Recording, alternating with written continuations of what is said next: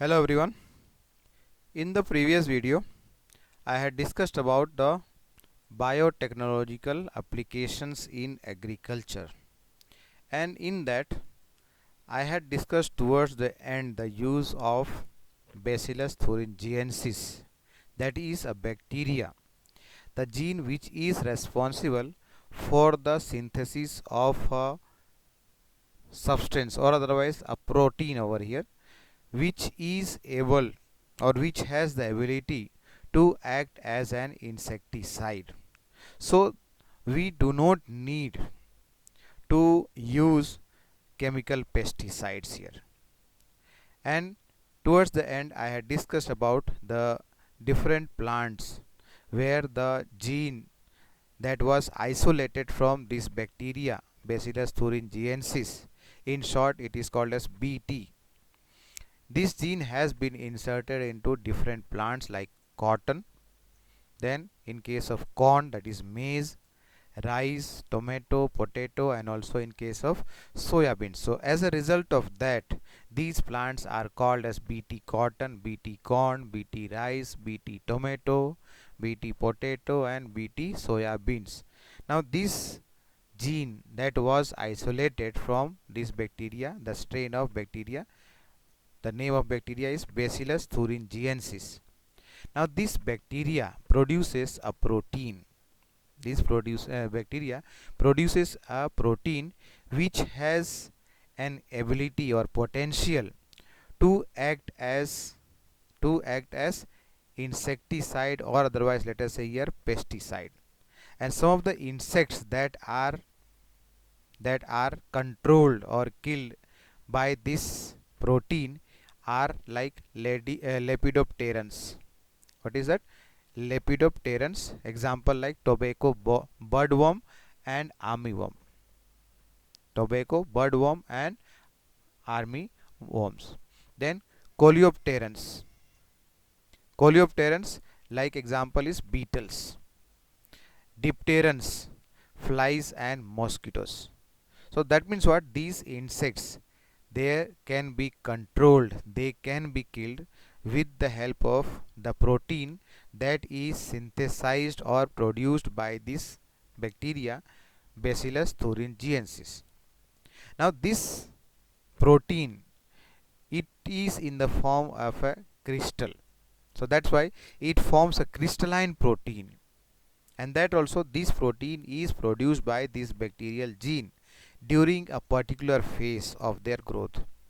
This is produced during the particular phase of their growth, and this protein now here acts as what I said, insecticide or pesticide. Now what happens here, that when this protein is present in their gut, or the let us say here alimentary canal, it is in an inactive form, it is not activated.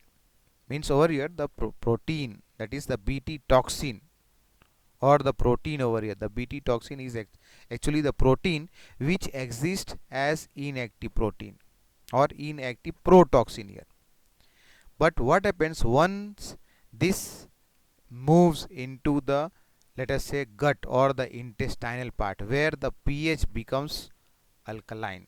You understand, the initial part, like in our case the stomach has acidic pH, but when this protein, and plus also it is insoluble, when it is at acidic pH it is insoluble, but when it comes to the alkaline pH, what happens, it becomes soluble. So that means what, it becomes solubilized, and as a result of that, now this protein is activated. Now in the beginning what I said, when they are going to eat, the insects are going to eat the plant parts, let us say the root, stem, leaf, flower, fruit, etc.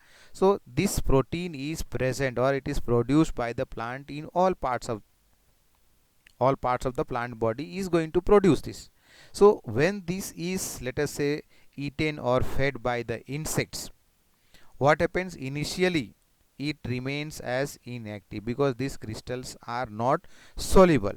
But when alkaline pH is available in the intestinal part, that is the gut, what happens here that it becomes now soluble, and as a result of that these crystals or these proteins become activated toxin now, activated toxin, and as a result of that these binds to the wall of the alimentary canal, or the, here we are talking specifically about the midgut. You know about the epithelial lining or epithelial cells, epithelial tissue.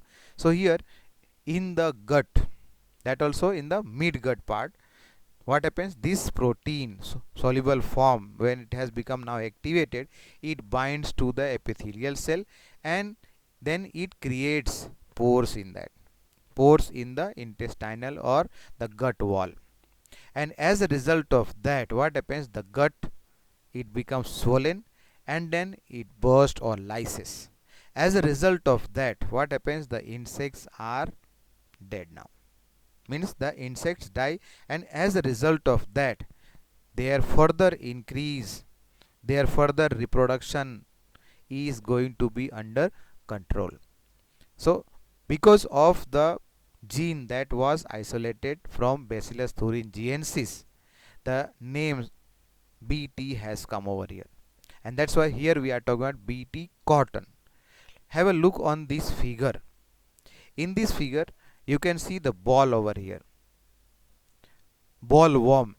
What happens during the formation of the cotton ball, these worms they bore into the ball, and as a result of that what happens, damage is brought about, means it is destroyed. As a result of that the cotton ball do not form or do not become enlarged. As a result of that this results into loss to the farmers, this results into loss to the farmers. Here you see this second one, this is normal, this is a normal cotton ball, whereas the first one here, what is labeled here as A, it has been destroyed by the insect. Now let us further here. So what happens here, when this gene that is isolated from Bacillus thuringiensis is isolated and then inserted somehow by the use of technique of biotechnology into cotton plants, what happens, when the insect is going to feed the plant parts, it is going to die. So as a result of that further control or further increase in the population of the insects will be under control. So as a result of that this is, you can say, a good choice to use as an insecticide.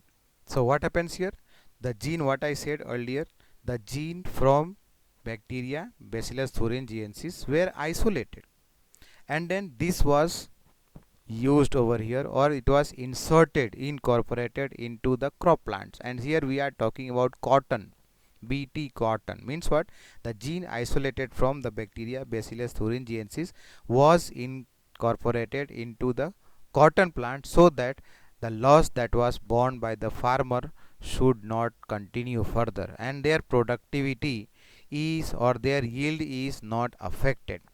Now here the kind of gene that is isolated or that is incorporated into different crop plant depends on the target pest, as to which is the pest or insect pest that has to be targeted, and based on different genes are utilized here, or basically here different genes first of all are responsible for causing one or the other kind of harm here. So the toxin that is coded over here by a gene named as Cry1AC, the gene named as what, Cry1AC, in short it is written as what, CRY, Cry gene. Now there are a number of these genes, there are a number of genes, like for example the protein which is coded by these two genes, that is Cry1AC and 2AB, Cry1AC and Cry2AB. These genes are able to produce the toxins or the protein, cry protein. In short it is also called as cry protein, what I have discussed earlier, crystalline protein, in short cry protein. So this is able to control the cotton bollworm, what I have just now discussed here in the figure also I have mentioned. And the second one here, the protein that is coded by another gene, that is what over here, Cry1AB.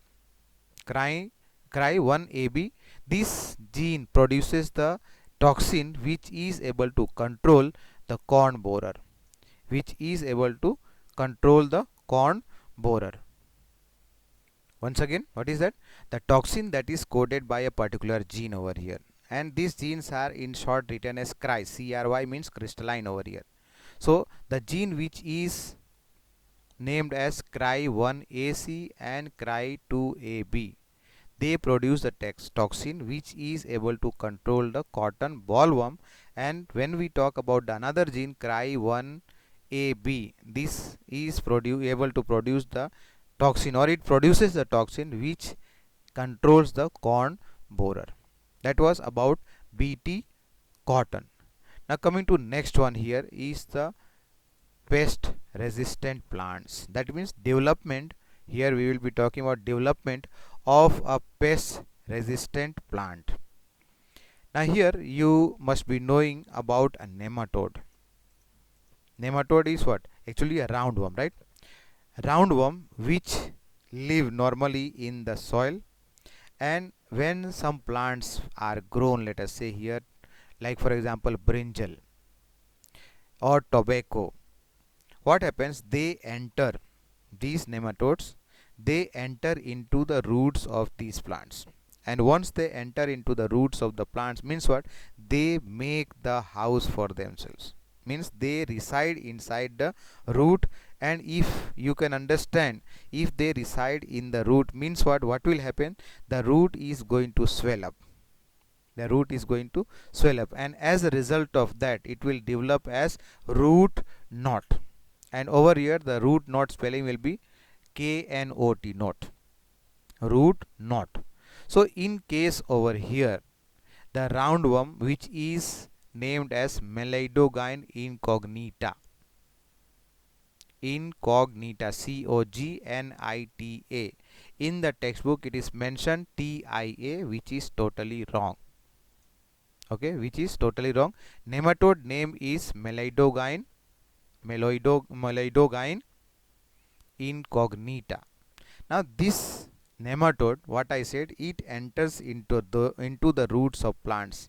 Example, what I said, tobacco, and in case of brinjal also. What happens? When they enter inside, they reside inside, they increase their population. So as a result of that, you can understand the xylem and phloem part in the root is going to be damaged. As a result of that, the transport of the food material synthesized in the leaves and the transport of water that is being absorbed by the root has to be transported upward. Both of these processes are affected, and as a result of that, the plants are not able to grow well, neither they are able to produce the fruit or the leaf, whatever. Over here when we talk about the tobacco, the leaf is beneficial here. For the purpose of the leaf only, tobacco plants are grown or cultivated. So here what happens, we have discussed earlier in the chapter of human health and disease about filaria worm, you remember, Wuchereria boncrafti. That also is a nematode, Escalminthes. Is it right here? So here some of these roundworms, they are parasite of plants, some other of animals, and also they are parasite of human being, like what just now I said about the filaria worm. Here at present we are discussing about a nematode which is named as Melidogyne incognita. This infects the root of tobacco plant here, and then as I said earlier, it makes house, or it lives inside the root only, and as a result of that, when the population is going to increase there, swelling takes place, which is referred to as root knot, Now over here, how to control these nematodes, or how to control this species of nematode Melidogyne? So a very what to say, a new kind of strategy or new kind of method was adopted. A novel strategy, it is referred to as what? Novel strategy was adopted to prevent the infestation, which was based on the process of RNA interference, which is referred in short as what? RNAi. You understand, I for interference. Now let us understand what is the function of RNA. You know about the genetic code as to how a DNA is synthesized with the help of a template DNA, which is called as replication.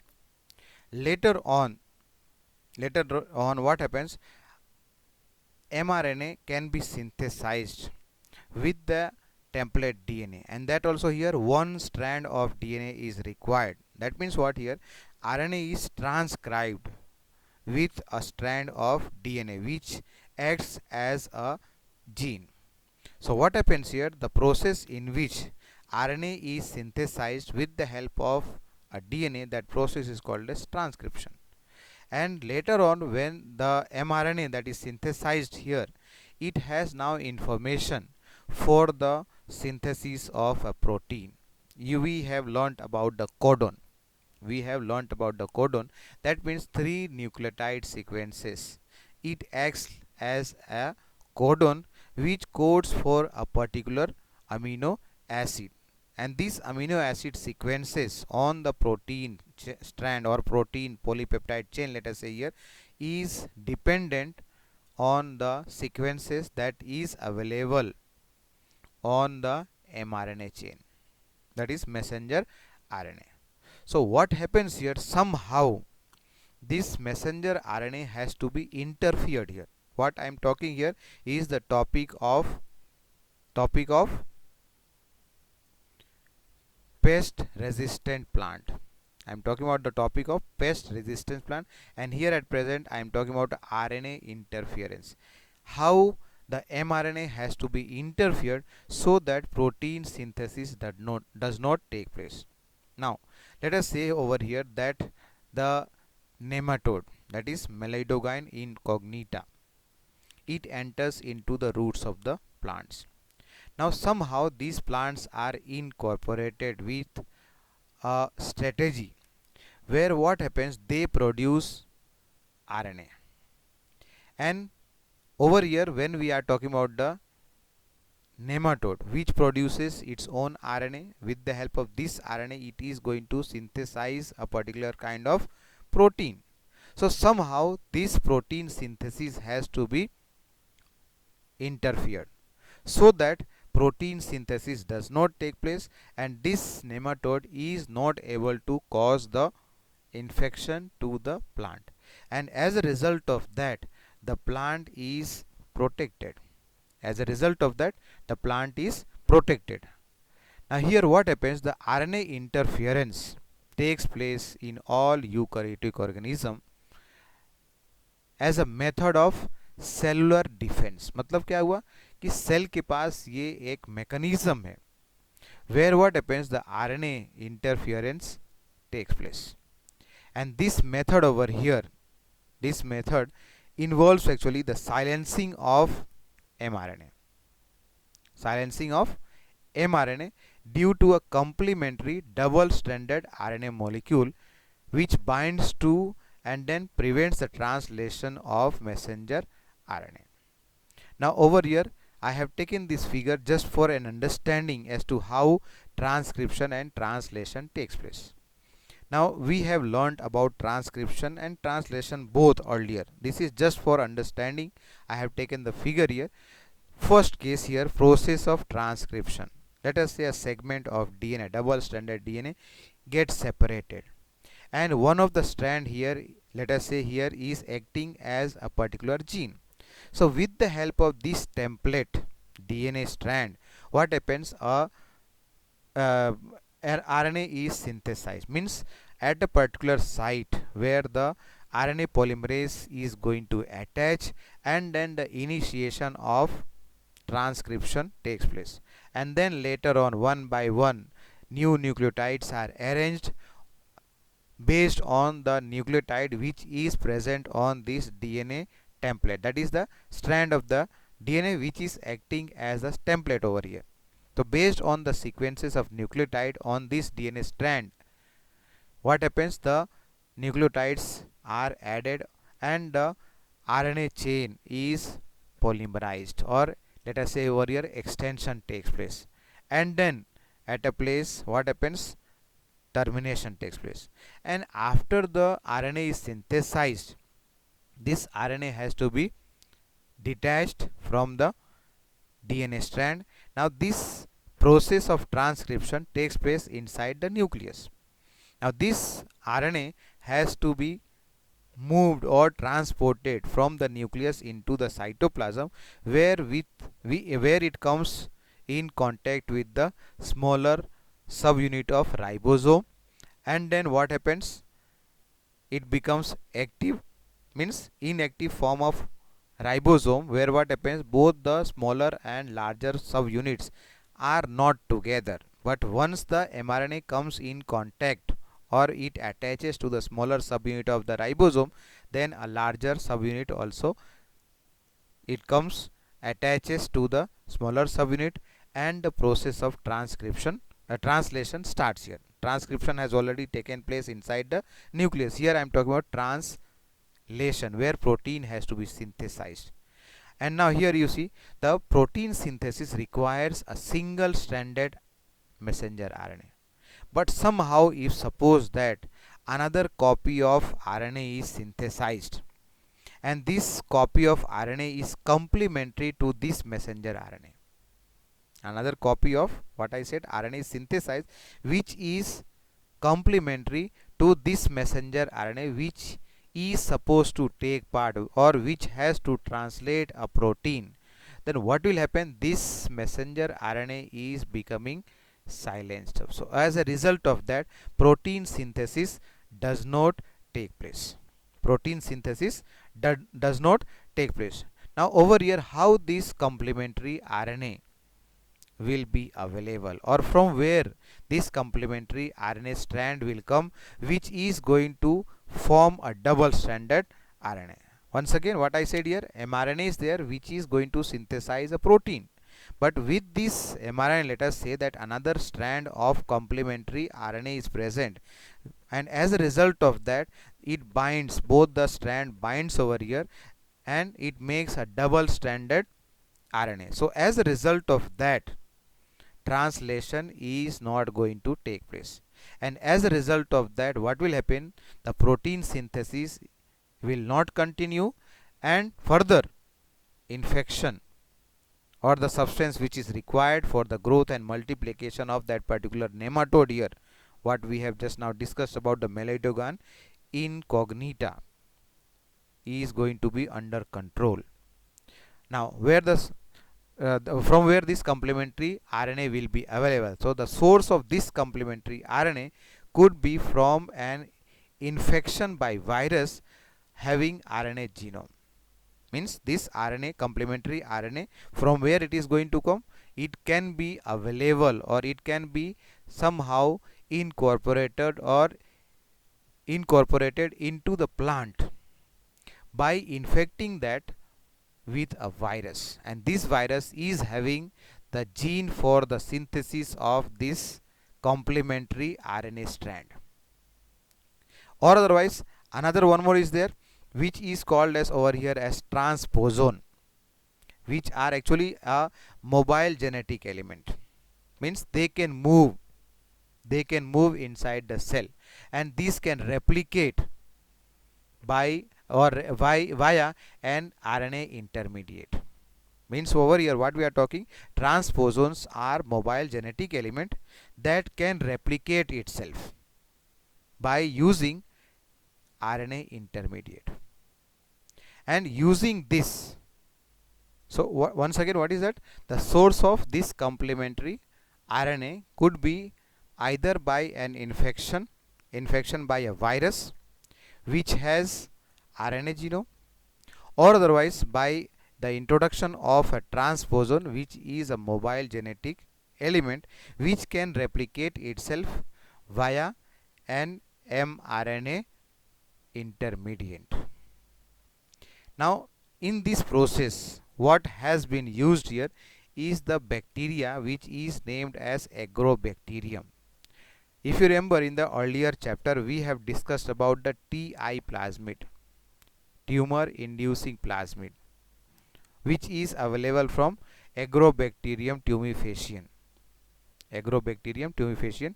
This has been used as a vector here. So using the agrobacterium vector, the nematode specific gene has been introduced, or it was introduced into the host plant. Here let us say example what we have discussed, or we have been discussing about the tobacco plant. So in the tobacco plant, by use of the vector, that is that plasmid from agrobacterium, was utilized to deliver the gene which is responsible or which is specific to the control or for the silencing of the RNA over here. In this case, what we are talking, RNA in this case has to be silenced. So what happened once again? By use of agrobacterium vector, the nematode specific genes were introduced into the host plant. Let's have a look on the figure. Just note down in the figure over here what happens here. This is the plant where the nematode infection has taken place. As a result of that, they have formed a root knot over here, the structure that is magnified over here. But by the use of this method, that what we have discussed here, novel, that was called as what? Novel mechanism. What happened? The root knot formation was under control and the nematodes were killed. So as a result of that, this infection by the roundworm or the nematode over here was brought under control. What we said over here, that using the agrobacterium as a vector, or the plasmid that was isolated from agrobacterium bacteria, agrobacterium tumefaciens, it was utilized to deliver the gene into the plant. And this DNA, or the introduction of this DNA, was such that it produced both the type of RNAs. One was called as the sense and other was called as antisense RNA. Sense and antisense RNA in the host cell. That is host cell over here is the plant. So as a result of that, what happens here? The two RNAs, antisense and sense, they are produced over here in the plant, which what it does, it enters into the nematode body. That is the nematode over here is the melidogyne, and as a result of that, what happens? The RNA interference takes place. So as a result of that, the nematode is not able to produce the specific protein with the help of which it is going to infect the plant. Once again, the two RNA being complementary to each other formed a double stranded RNA that initiated RNA interference and thus silenced the specific mRNA of the nematode. Specific messenger RNA of the nematode, with the help of which it is supposed to, or it was supposed to, produce a protein, and with the help of that protein, now it will be able to infect the plant. So if suppose that the mRNA of the nematode is somehow over here, what we have discussed, is being silenced, so that the protein synthesis that does not take place, and so infection does not take place. As a result of that, the nematode population comes under control, and as a consequence, what happens? The parasite could not survive in a host plant. And over here, the host plant means what? The species of the plant, or over here let us say example what we have been talking is about tobacco plant. The tobacco plant over here is the host plant, where the gene or the DNA over here, DNA that has been introduced here in order to silence the mRNA of the nematode, and as a result of that, this plant is being called as what? Transgenic. You remember GMO, genetically modified organism. So this plant over here is genetically modified plant, which can also be called as transgenic plant. And as a result of that, what happens? This transgenic plant got itself protected from the parasite. The parasite over here is what? Meloidogon incognita. We have to, once again I am specifying here, NITIA will not come, only TA will come. I should be deleted from here, so that's why I have not taken that. Meloidogon incognita, that causes the root knot disease in case of some plants, like what I said here. What is given to us is tobacco plant. In case of brinjal also, I have worked for 3.5 months 20 years back. Thank you.